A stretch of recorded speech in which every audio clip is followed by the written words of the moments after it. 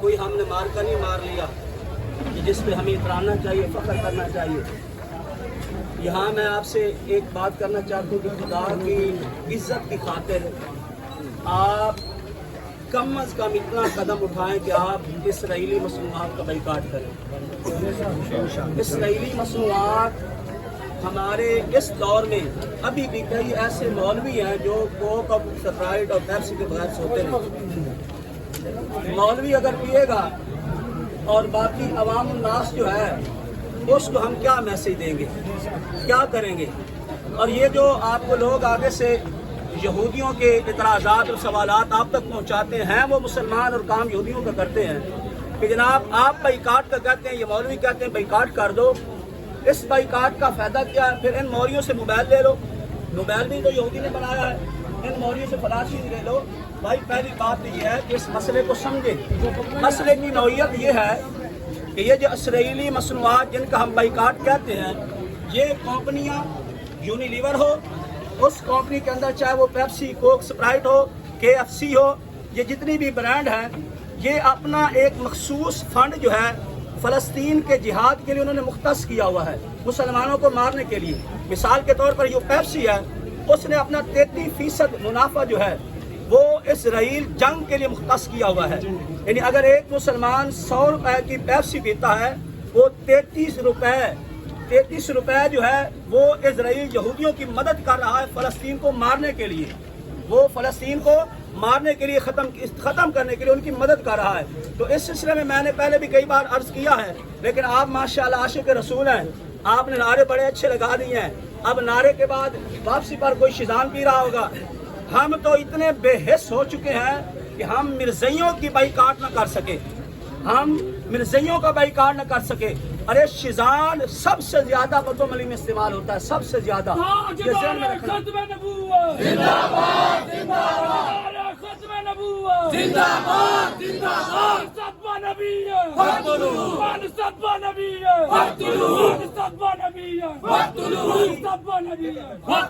یہ جو میں نے عرض کیا ہے، آپ سے گزارش ہے کہ آپ اپنے پاکستان کو مستحکم کریں۔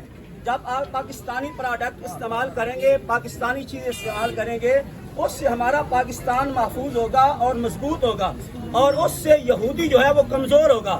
اور یہ عین قرآن سنت کے مطابق ہے۔ یہ سوشل بائیکاٹ کرنا، یہ مصنوعی بائیکاٹ کرنا، یہ مصنوعات کا بائیکاٹ کرنا، یہ ہمارے نبی علیہ السلام کی سنت ہے۔ شعب ابی طالب کے اندر یہ کام ہوا، غزوہ خیبر کے موقع پر یہ کام ہوئے، غزوہ تبوک کے موقع پر یہ کام ہوئے، یہ سارے مقامات پر یہ کام ہو چکے ہیں۔ لہٰذا یہ بات ذہن میں رکھی جائے۔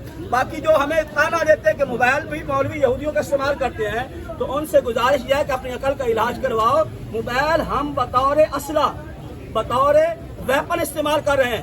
یعنی جس طرح اگر کوئی کل کو بے وقوف آپ کو کہہ سکتا ہے کہ یہ جو پسٹل ہے، یہ جو گن ہے، یہ بھی تو یہودیوں نے بنائی ہے، اب پاکستان والے فوجی گن کیوں اٹھا کے کھڑے ہیں؟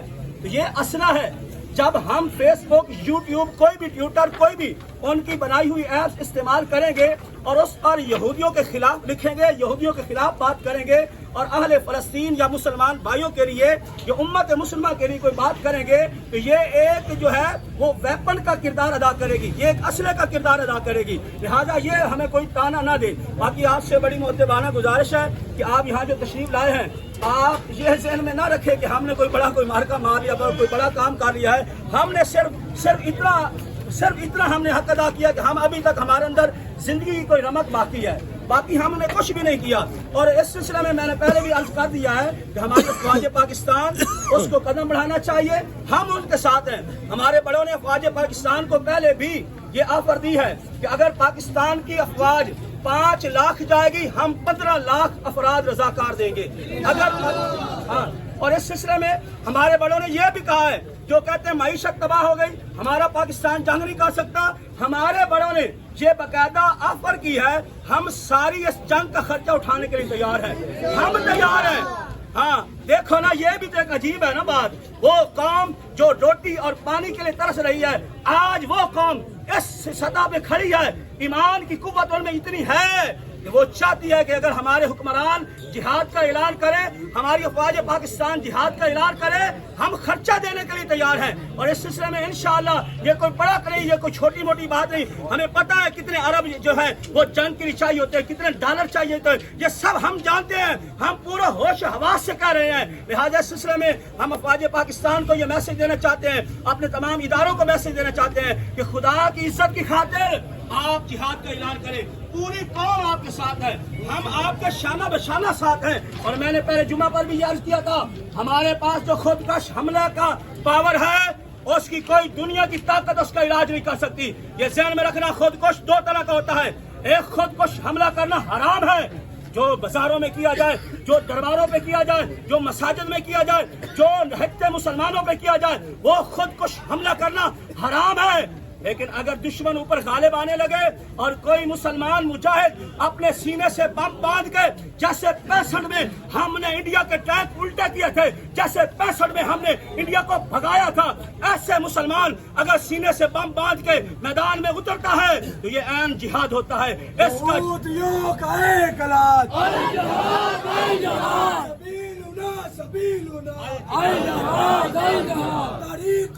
طريقنا لبيك لبيك لبيك يا أقصى لبيك لبيك لبيك يا أقصى لبيك لبيك لبيك يا أقصى۔ آخر میں آپ سے ملتمس ہوں، یہ گزارش کرتا ہوں کہ آپ اس مسئلے میں سیریس ہو جائیں، بائیکاٹ کے مسئلے میں سیریس ہو جائیں، اپنی زبان کا ٹیسٹ ختم کریں۔ آج کچھ لوگ کہتے ہیں ہم ان کی چائے نہ پئیں تو ٹیسٹ نہیں آتا، ہم وہ بوتل نہ پیے تو ٹیسٹ نہیں آتا۔ ادھر تیری زبان کا ٹیسٹ ہے اور ادھر ہزاروں کی تعداد میں مسلمان شہید ہو رہے ہیں، ادھر ہزاروں کی تعداد میں میرے مسلمان بچے ہواؤں کے جو ہے وہ پرزے پرزے بن کے ہواؤں میں اڑ رہے ہیں، لیکن ادھر مسلمان کا ٹیسٹ جو ہے وہ برباد نہ ہو جائے۔ خدا کی عزت کی خاطر اپنے اندر غیرت پیدا کرو، ہمت پیدا کرو، کم از کم اتنا تو کرو کل قیامت والے دن جب جاؤ تو سرکار کے سامنے کہہ سکو یا رسول اللہ ہم بے بس ضرور تھے لیکن ہم بے حس نہیں تھے، ہمارے پاس قوت نہیں تھی، لیکن یا رسول اللہ ہم نے جو اخلاقی جو جہاد تھا وہ بھی کیا، ہم نے سماجی جہاد بھی کیا، ہم نے معاشرتی جہاد بھی کیا۔ ہم اس سلسلے میں، اور میں یہ بات آپ کو کہنا چاہتا ہوں، جب سے یہ مسئلہ فلسطین کا بدا ہے میں نے کبھی بھی کوئی پروڈکٹ استعمال یہودیوں کی نہیں کی۔